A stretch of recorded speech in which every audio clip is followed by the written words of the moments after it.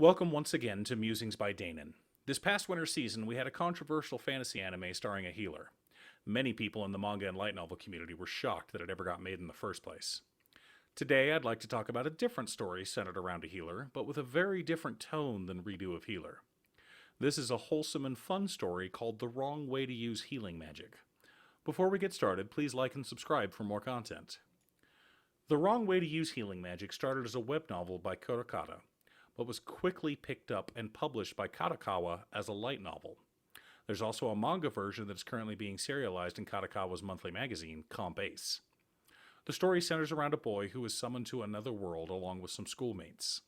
While walking home together during a rainstorm and discussing their respective futures, the class president and prettiest girl in school, Inukami Shizue, and the vice president, Ryusen Kazuki, both hear a bell right before a magic circle appears at their feet. Our main character, Kan Usato, was accidentally summoned along with them, simply because he was walking between them on their way home from school. Looking around, they find themselves to be in some sort of court, with nobility and a king on the throne. The king begs their forgiveness and wants to send all of them home, but needs their help.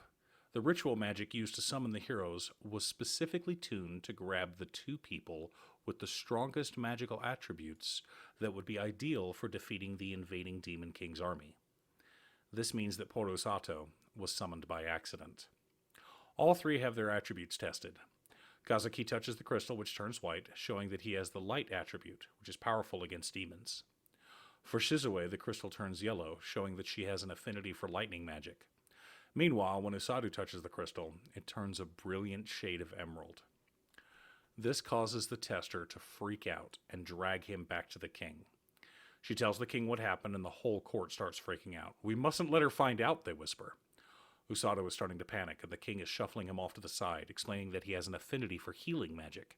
Every mage can do rudimentary healing, but it's mostly a form of first aid. Healing mages are the rarest of mages, and if she finds out about this, she'll get a hold of you and never let go.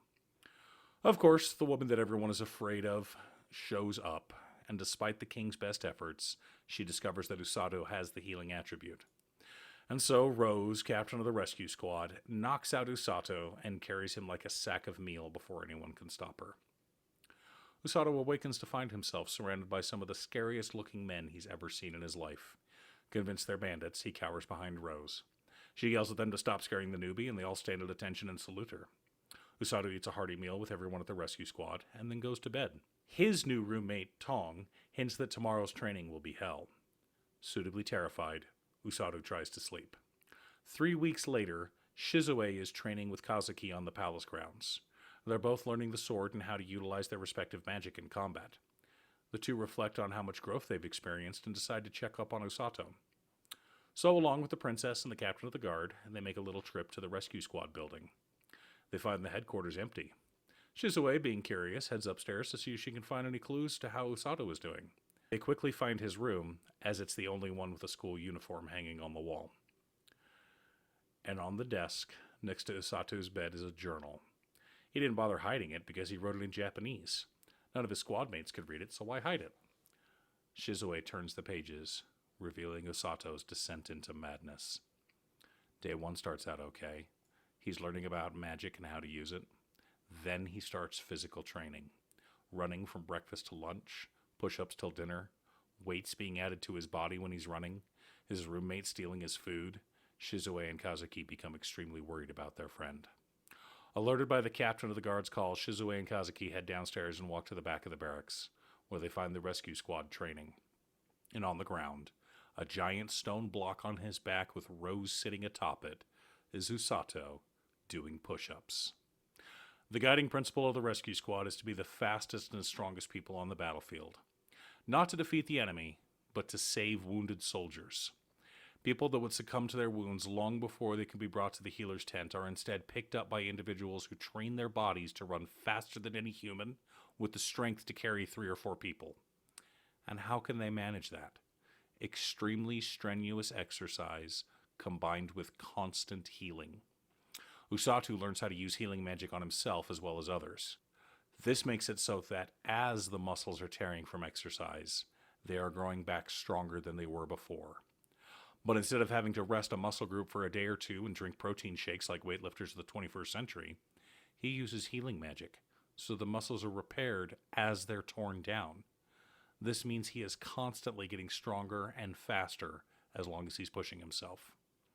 After a mere 3 weeks of training, he's able to do push-ups with 2 massive stone blocks on his back. Each of those stones weighs roughly 700 pounds, so he's doing push-ups with about 1,400 pounds of weight on his back. This is far beyond what any human is normally capable of. The world record for deadlifting, set by Hafthor the Mountain Bjornsson, is 1,104 pounds. Anusato is clearing that by 300 pounds. Because of that intense training, he's able to save people on the battlefield, along with Captain Rose and the rest of the rescue squad. I won't say that this story is pure comedy. There are a lot of lighthearted and funny moments, but also some tense and dark parts as well. That being said, the wrong way to use healing magic is nowhere near as dark as Redo of a Healer. If you're wanting a fun isekai with interesting characters and a unique concept, I recommend reading it. Thank you for listening to Musings by Danon. Once again, I'd like to thank Cute Stuff for editing my videos. Please look forward to more content next week.